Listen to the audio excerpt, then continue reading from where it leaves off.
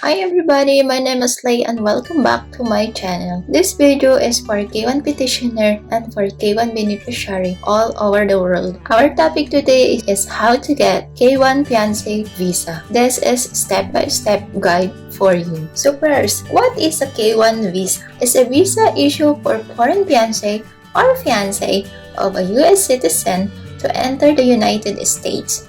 A K1 visa requires a foreigner to marry her or his U.S. citizen petitioner within 90 days of entry or depart the United States. Who is eligible for a K1 Fiance Visa? To get a K1 Fiance Visa, all of the following must be true. Either you or your fiance must be a U.S. citizen. You and your fiance plan to marry each other within 90 days after fiancé arrive in the US on their K1 visa. You and your fiancé can legally marry in the US, and any other marriage either of you was in have been legally terminated by divorce, death, or annulment. Same-sex partner are eligible for K1 visa. You and your fiancé have met in person at least once in the 2 years before you file your application. If meeting in person would violate either fiance's religious or cultural practices or cause extreme hardship, you can request a waiver of the in-person meeting requirements. You can prove that your relationship is legitimate. You can demonstrate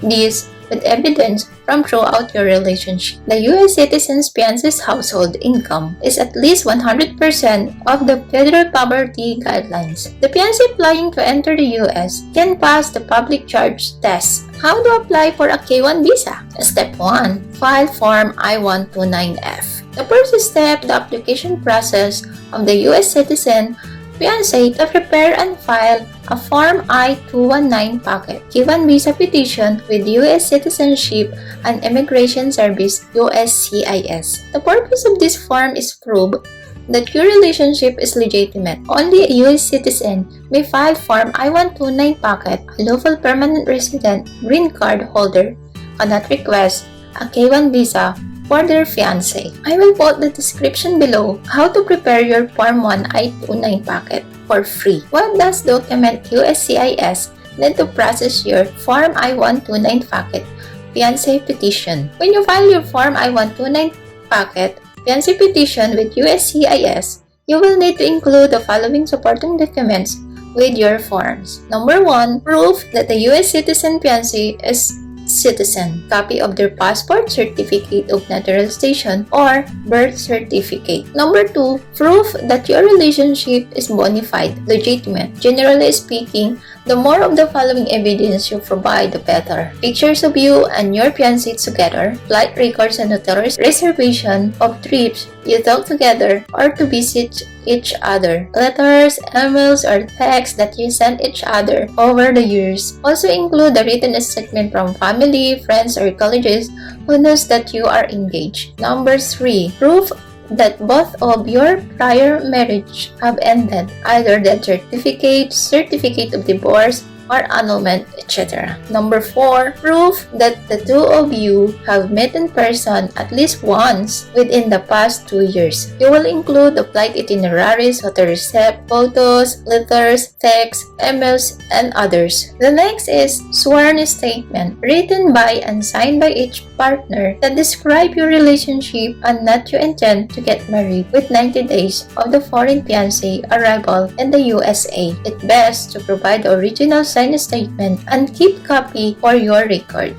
The next is one passport style photo of each partner. And then the filing fee. The filing fee for Form I-129 packet is $535. You can pay this fee by check, money order, or credit card. USCIS does not accept cash. And the next, you will fill up the Form G1145, Notification of Acceptance of Application Petition, and you will include the cover letter. And lastly, make a photo of everything or scan everything to save a soft copy. It's a must. And next, the last, send your application.